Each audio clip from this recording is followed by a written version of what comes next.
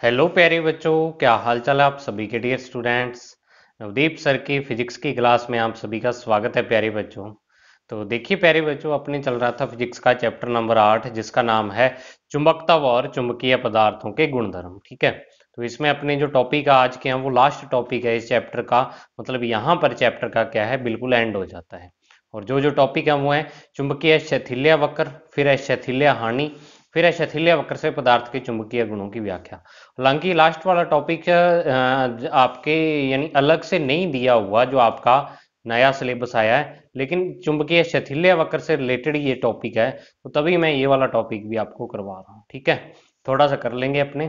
तो आज की वीडियो चलो बच्चों करते हैं स्टार्ट एक नई एनर्जी के साथ। तो देखिए बच्चों चुंबकीय शैथिल्य वक्र, ठीक है, तो ये एक तरह का ग्राफ है चुंबकीय शैथिल्य। और शैथिल्य का यहाँ पर क्या मतलब है, वो इस ग्राफ को पढ़ने के बाद ही अपने को पता लगेगा। ठीक है, तो देखो बच्चों क्या है कि यदि किसी लौ चुंबकीय पदार्थ के चुंबकीय क्षेत्र बी और चुंबकन क्षेत्र एच के साथ परिवर्तन वक्र को शैथिल्य वक्र कहते हैं। यह एक बंद वक्र होता है भी, किसी कोई आपका जो मान लो आपने कि कोई एच बाह्य चुंबकन क्षेत्र लगा रखा है, और इसमें आप एक क्या कर देते हो, और एक लौ चुंबकीय पदार्थ रख देते हो। किसके लिए? लौ चुंबकीय पदार्थ को चुंबक बनाने के लिए। ठीक है, तो चुंबक बनाने के लिए तो उस जो चुंबकीय पदार्थ के अंदर जो अपने बी आई बोला था, प्रेरित चुंबकीय क्षेत्र होता है, यानी यहाँ पर अपने उसको बी बोल रहे हैं। ठीक है, तो जो ये चुंबकीय चुंबकीय क्षेत्र उसके अंदर उत्पन्न हो रहा है, सॉरी बी आई नहीं है ये, मेरा गलती रहेगी, ये बी आई नहीं, ये टोटल चुंबकीय क्षेत्र है उसके लिए, जो बी बराबर अपने क्या पड़ा था, बी आई प्लस यहाँ पर बी जीरो, ये वाला।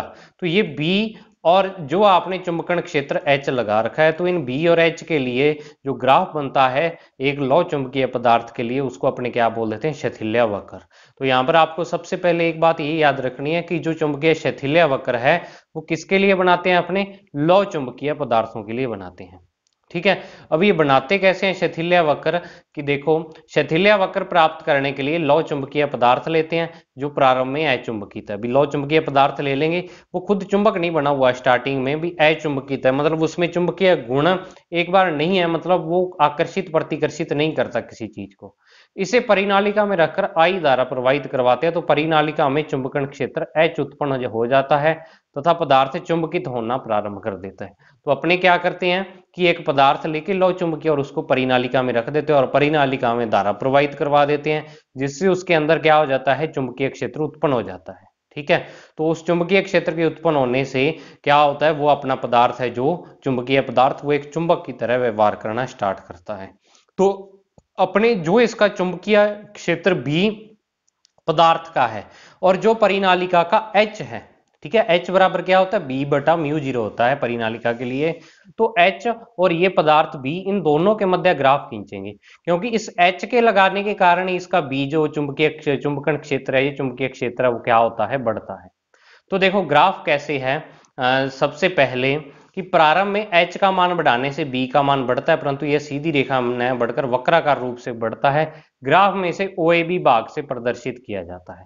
तो देखो आपको जो ये ग्राफ है ये ऐसे का ऐसे याद रखना है, क्योंकि ये प्रैक्टिकली बनाया गया ग्राफ, और प्रैक्टिकली जो चीज की गई होती है वो अपने को वैसे की वैसी याद रखनी होती है। ठीक है, तो एक लौ चुंबकीय पदार्थ लेके और उसको परिनालिका में जब रखते हैं, और जब अपने यहाँ पर इस अक्ष पर तो ले लिया एच, एच का मात्रक क्या होता है, एम्पियर पर मीटर, और इस अक्ष पर ले लिया बी जो अपने पदार्थ के अंदर चुंबकीय क्षेत्र उत्पन्न हो रहा है, और इसका मात्रक होता है टेस्ला।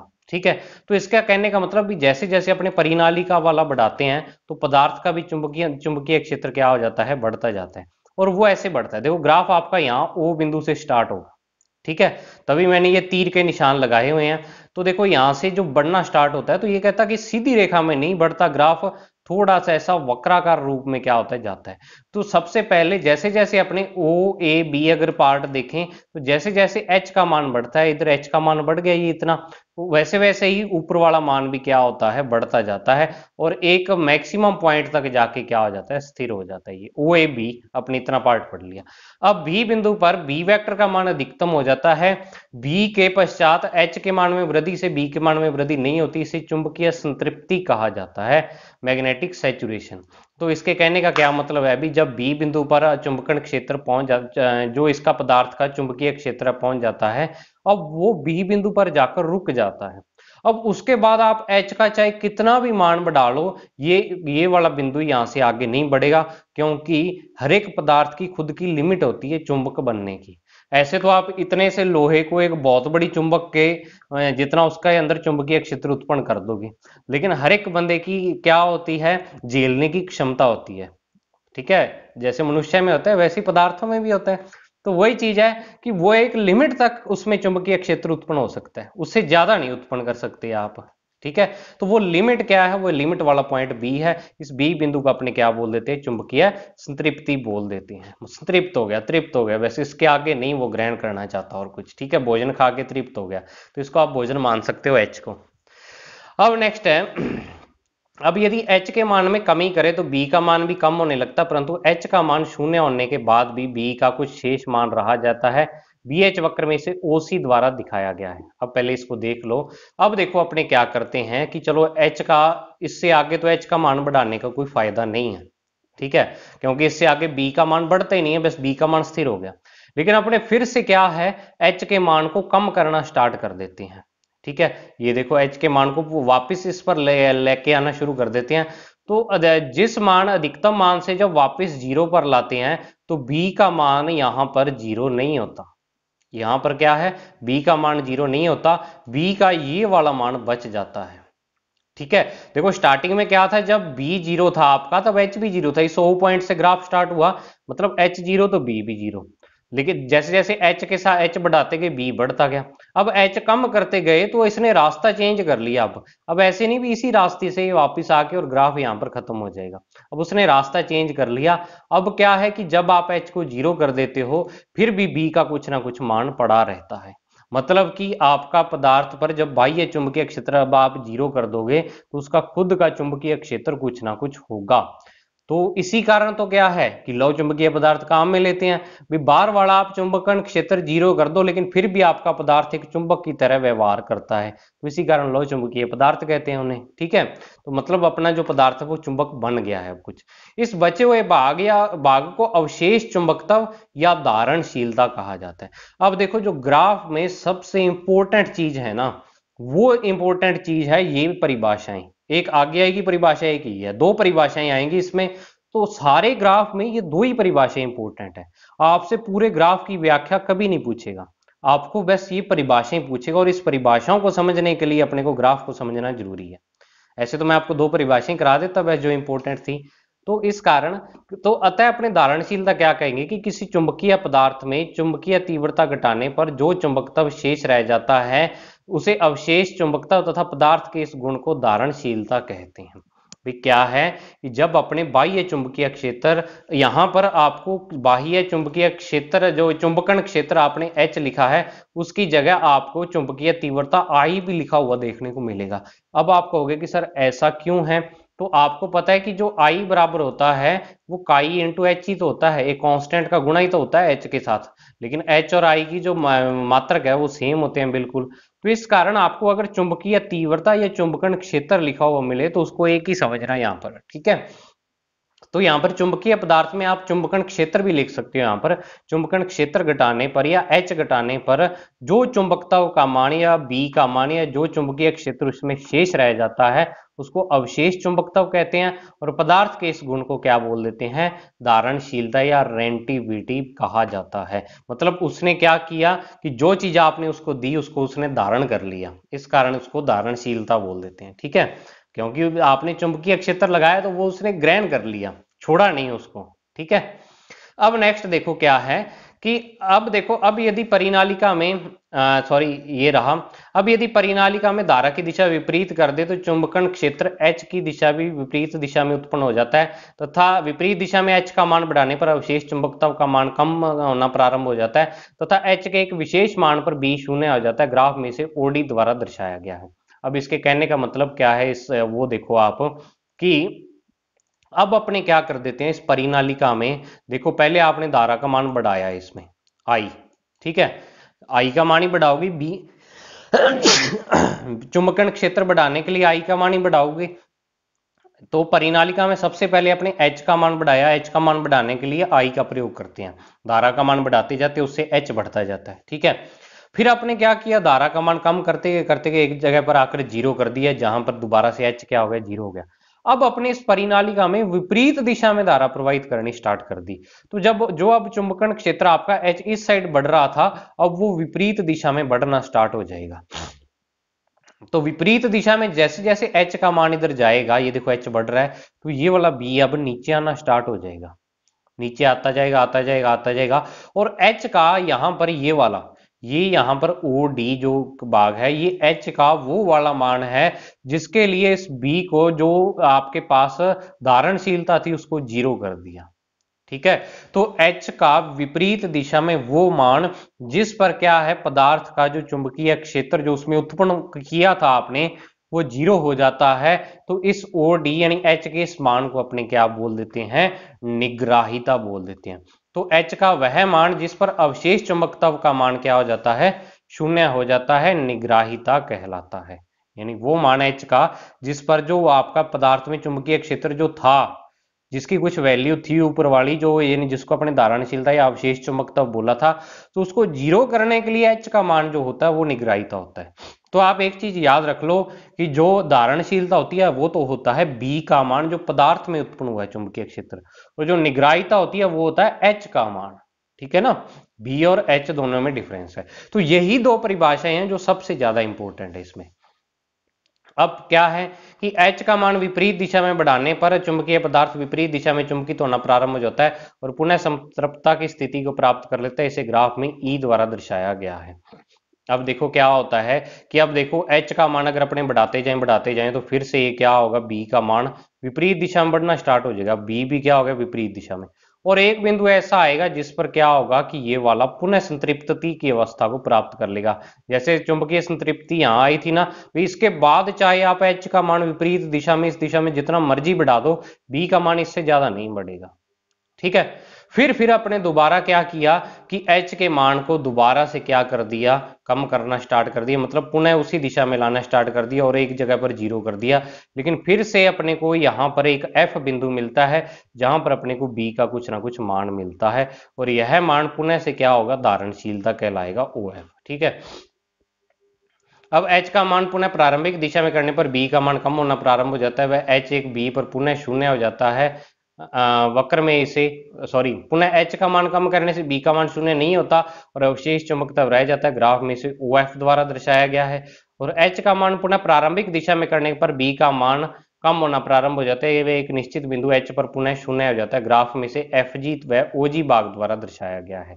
ग्राफ में आप देख लो इसे FG यानी कि जब अपने दोबारा से इसका मान जिस दिशा में स्टार्टिंग में लगाया था उस दिशा में लगाना प्रारंभ करते हैं, तो वो वाला H का वो मान जहां पर क्या हो जाता है कि इस B का मान जो यहाँ पर प्राप्त हुआ था वो पुनः से जीरो हो जाता है। तो ये पुनः अपने को वो चीज मिल जाती है जो यहाँ पर मिली थी। अब पुनः से अगर अपने फिर से H का मान बढ़ाएं तो क्या है कि B का मान फिर से बढ़ना स्टार्ट होगा, लेकिन और चुंबकीय संतृप्ति की अवस्था भी वहीं प्राप्त होगी, लेकिन B का मान जैसे बिल्कुल स्टार्टिंग में बढ़ा था ना वैसे नहीं बढ़ेगा। अब क्या होगा, ऐसे बढ़ेगा, ठीक है। अब जो H का मान आपका क्या है, जीरो होने पर B का मान यहां पर H का मान क्या है, सॉरी B का मान जीरो होने पर H का मान जीरो अब नहीं होगा और ग्राफ एक नए रास्ते से जाएगा। अब आप एक चीज यहां पर ये देखो कि यहां पर क्या है, धारा की दिशा और यहां पर धारा की दिशा परिनालिका में सेम ही है, लेकिन अपने को जो ग्राफ है वो विपरीत प्राप्त हो रहा है, ठीक है।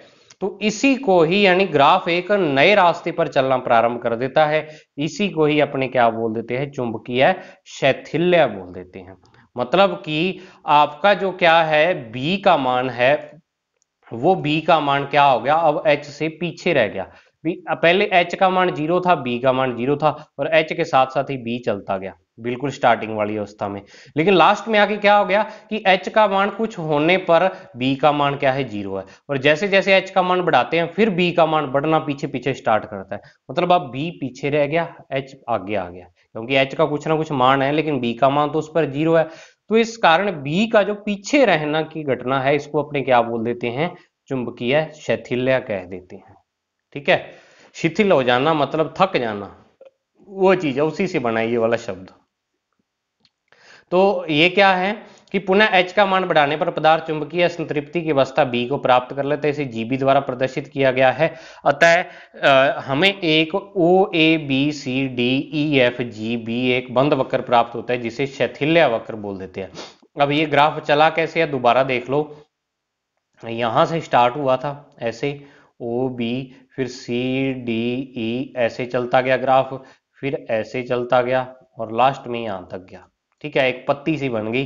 तो आपको इस तरीके की पत्ती बनानी है, समझ आई बात। तो ये ग्राफ की व्याख्या होगी। तो इसमें दो चीजें, निग्राहिता और धारणशीलता, दोनों ही आपको क्या है याद रखनी है बच्चों। फिर देखो अपने आता है शैथिल्य हानि। तो शैथिल्य हानि क्या होती है वो देखो कि चुंबकन के एक पूर्ण चक्र में चुंबकत्व के समय पदार्थ प्रत्येक बार ऊर्जा ग्रहण करता है और विचुंबकन के समय प्रत्येक समय ऊर्जा मुक्त करता है, परंतु चुंबकन के समय ग्रहण की गई ऊर्जा विचुंबकन के समय पूर्ण रूप से मुक्त नहीं होती है। इसे चुंबकन के पूर्ण चक्र में ऊर्जा हानि कहते हैं। अब क्या है कि आपको पता है पहले पदार्थ को आपने जैसे जैसे उसमें H का मान बढ़ाया, B का मान बढ़ा, तब पदार्थ अपना चुंबकित हो रहा था। और जब आप H को घटा के या विपरीत दिशा में ला के और B को जीरो कर रहे थे, उस समय पदार्थ विचुंबकित हो रहा था। ठीक है, तो अब आप एक चीज यहाँ पे ये देखो कि जितना यहाँ पर देखो कि जितनी ऊर्जा ग्रहण करके पदार्थ यहां तक गया, अगर उतनी ऊर्जा का वो त्याग करता तो पुनः उसी रास्ते से वापिस आता है ऐसे। ठीक है, लेकिन अब अपना ग्राफ है वो यहां पर आकर क्या हो गया, H जीरो होने पर भी यहां पर आकर इसमें B का कुछ ना कुछ मान रह गया। तो जितनी ऊर्जा इसको दी थी उसमें से कुछ ऊर्जा का भाग क्या है जो उसमें विशेष चुंबकत्व के रूप में रह जाता है, जो अपना ग्राफ आता है। तो मतलब इसमें क्या होता है कि जितनी ऊर्जा अपने चुंबकीय पदार्थ को देते हैं उतनी ऊर्जा वो क्या है विचुंबकन के समय यानी विपरीत दिशा लगाते टाइम H की वो मुक्त नहीं करता है, और इस चुंबकन के पूर्ण चक्र में इसे क्या बोल देते हैं, ऊर्जा हानि।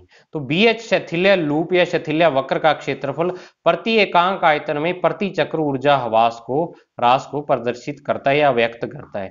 मतलब क्या है कि BH वक्र का जो ये इसने क्या कह रखा है, क्षेत्रफल, BH वक्र का क्षेत्रफल। तो अगर अपने इस BH वक्र, ये BH वक्र है, तो इसका अगर अपने पूरे का क्षेत्रफल निकालें तो ये क्या है अपने को, इसका क्षेत्रफल अपने को किस चीज के बारे में बताएगा भी, जो आपका पदार्थ है वो एक चक्कर में कितनी ऊर्जा का ह्रास होता है, उसमें कितनी ऊर्जा नष्ट होती है। अगर अपने इसका क्या करें प्रति एकांक आयतन में, ये भी है कि प्रति एकांक आयतन में कितनी ऊर्जा हानि होती है आपके पदार्थ की, उसको अपने क्या बोल देते हैं, ऊर्जा ह्रास।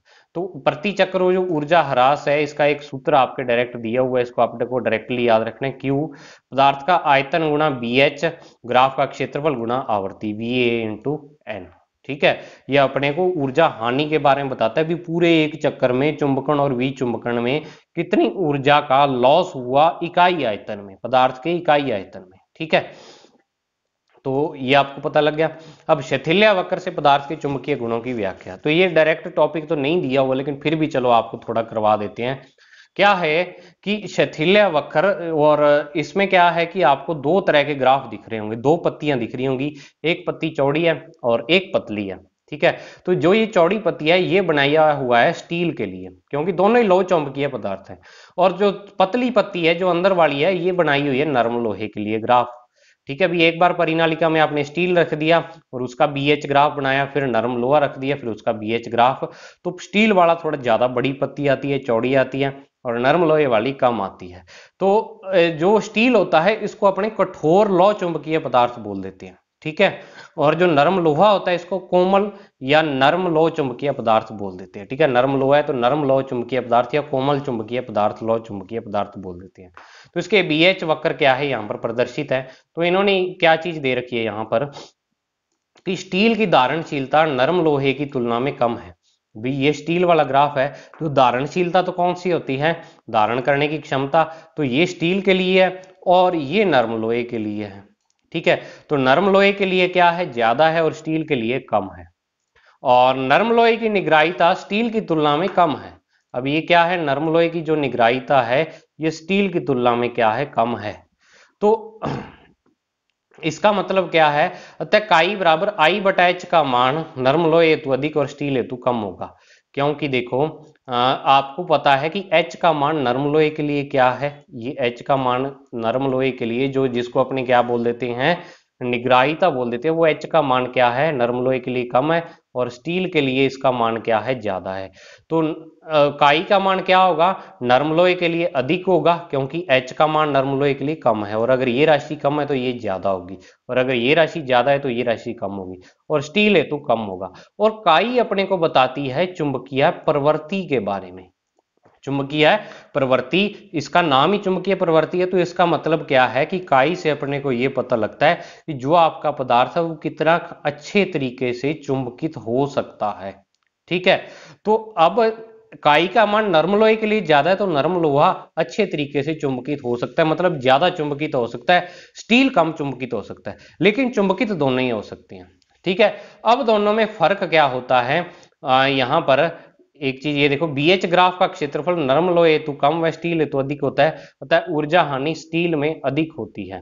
तो स्टील में क्या होती है, ऊर्जा हानि अधिक होती है। अब इसके कहने का मतलब क्या है, ये नरम लोहा और स्टील, इसके कहने का ये मतलब है भी, अगर तो आपको आप ये देखो, एक बार आपको एग्जांपल के थ्रू बताता हूं, फिर आपके समझ आएगा।